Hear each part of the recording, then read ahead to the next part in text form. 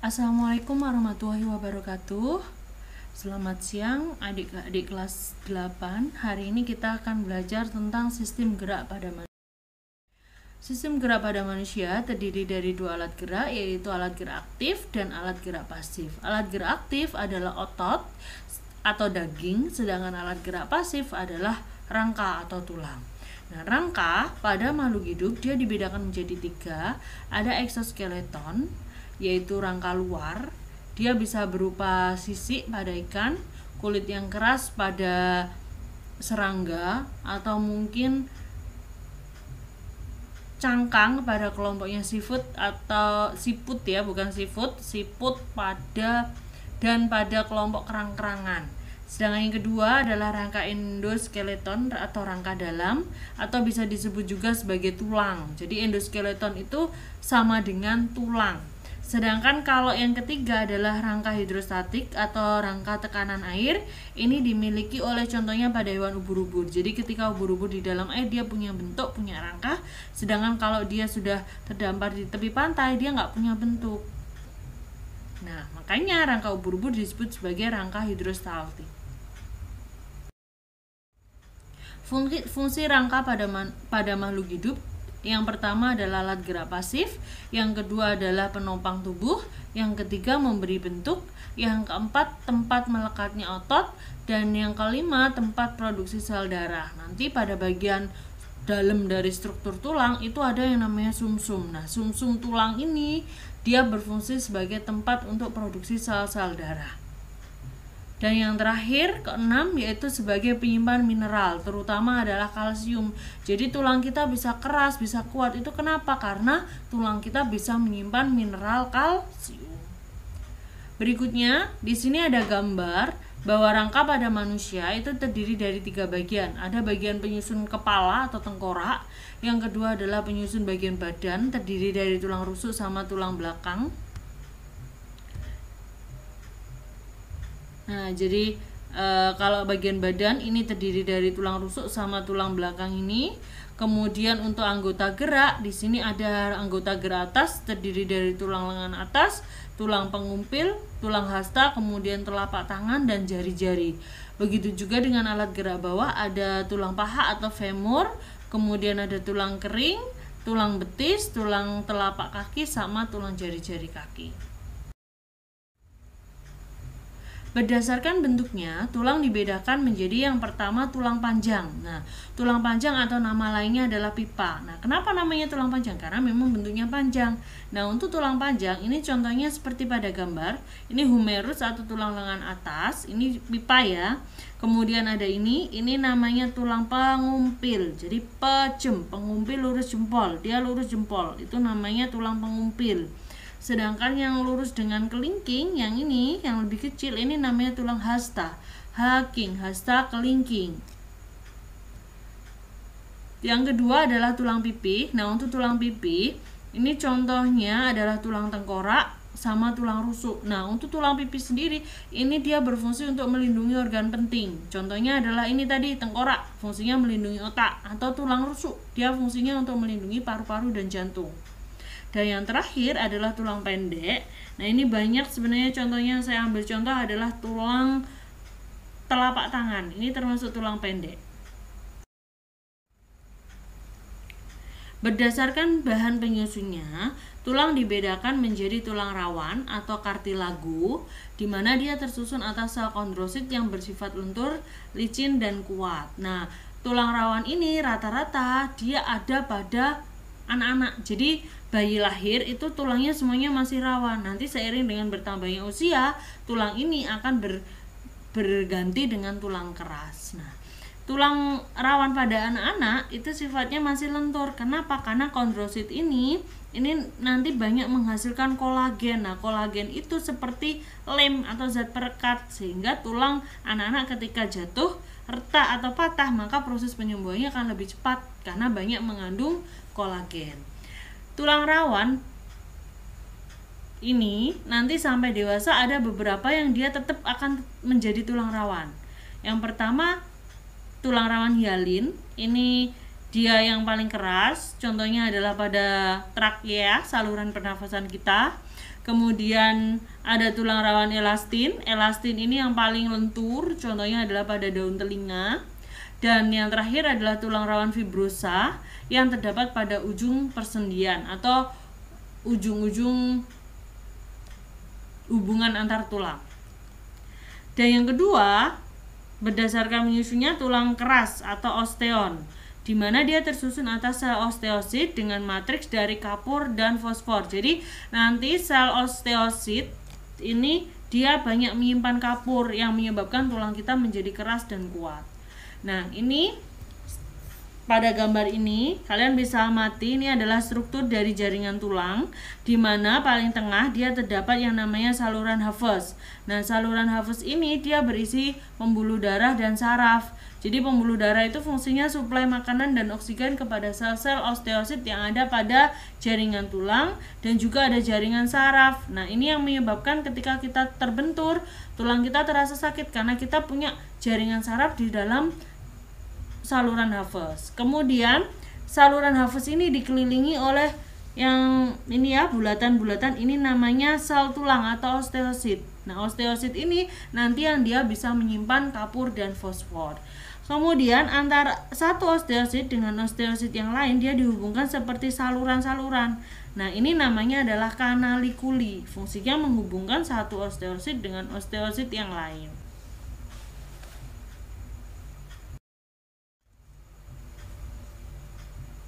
Nah, untuk struktur tulang pipa atau tulang panjang, dia mempunyai dua bagian ujung yang membesar, ini namanya adalah epifisis. Jadi ada dua epifisis, kemudian di antara epifisis ini terdapat bagian yang namanya diafisis. Nah, kemudian tulang ini mempunyai kulit. Nah, kulit dari tulang ini disebut sebagai periosteum.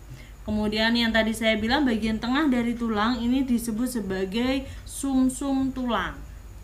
Antara epifisis dan diafisis ini terdapat cakra epifisis yang nanti berfungsi sebagai dalam proses pertumbuhan tulang. Dan tadi saya bilang bahwa setiap ujung dari tulang itu pasti terdapat yang namanya tulang rawan. Jadi ujung setiap tulang terdapat yang namanya tulang rawan. Kemudian proses berikutnya adalah osifikasi, proses perubahan tulang rawan menjadi tulang keras. Bagaimana prosesnya? Ada dua proses.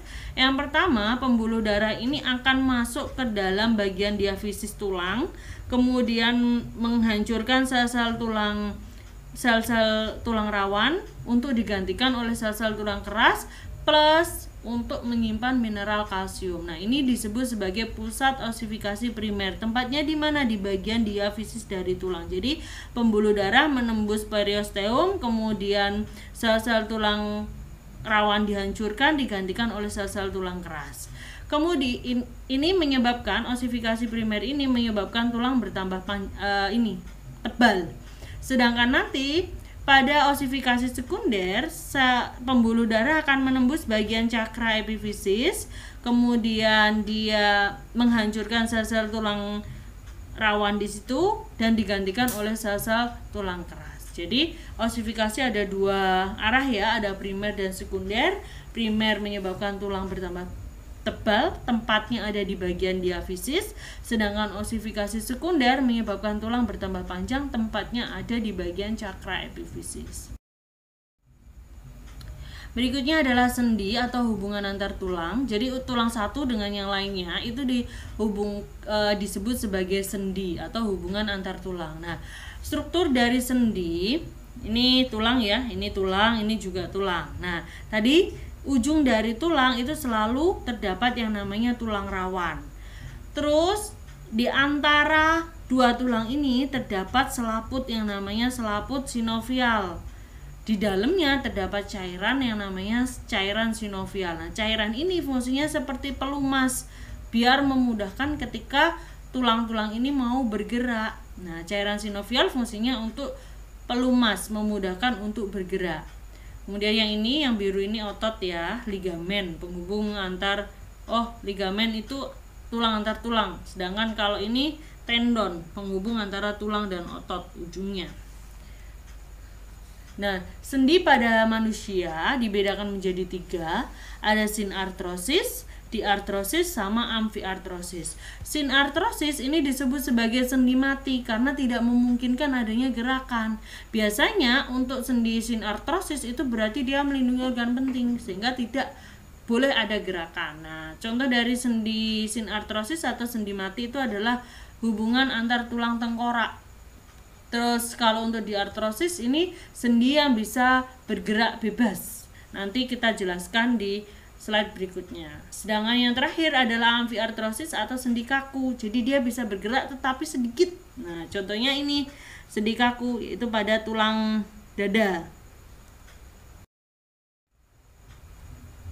Ini untuk sendi diartrosis ada yang pertama itu adalah sendi engsel. Contohnya itu terdapat pada lutut, siku, kemudian ruas-ruas jari. Nah, sendi engsel ini gerakannya hanya satu arah ya. Kemudian yang kedua adalah salah ketik ya. Yang kedua adalah sendi pelana. Ini contohnya dia terdapat pada tulang telapak tangan dan ibu jari. Gerakannya dua arah untuk sendi pelana. Yang ketiga yaitu sendi putar. Nah, ini gerakannya memutar. Contohnya itu adalah tulang atlas dengan tulang tengkorak. Tulang atlas itu tulang leher nomor 1. Jadi tulang leher dengan tulang tengkorak gerakannya memutar. Itu namanya sendi putar. Dan yang terakhir adalah sendi peluru. Sendi peluru ini gerakannya segala arah. Contohnya adalah pada gelang bahu dengan tulang lengan atas atau gelang panggul dengan tulang paha. Itu termasuk sendi peluru, gerakannya segala arah. Berikutnya adalah otot. Nah, otot ini dia berfungsi sebagai alat gerak aktif karena dia punya tiga kemampuan. Yang pertama adalah kontraksibilitas, yaitu kemampuan otot untuk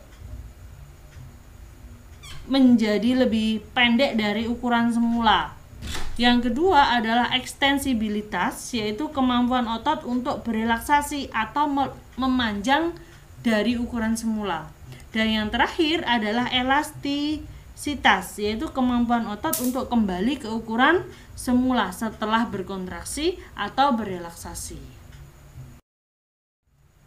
Macam-macam otot ada 3. Yang pertama ada otot polos, yang kedua otot lurik, dan yang ketiga adalah otot jantung. Untuk otot polos, di sini bentuknya gelondong dengan satu inti di tengah.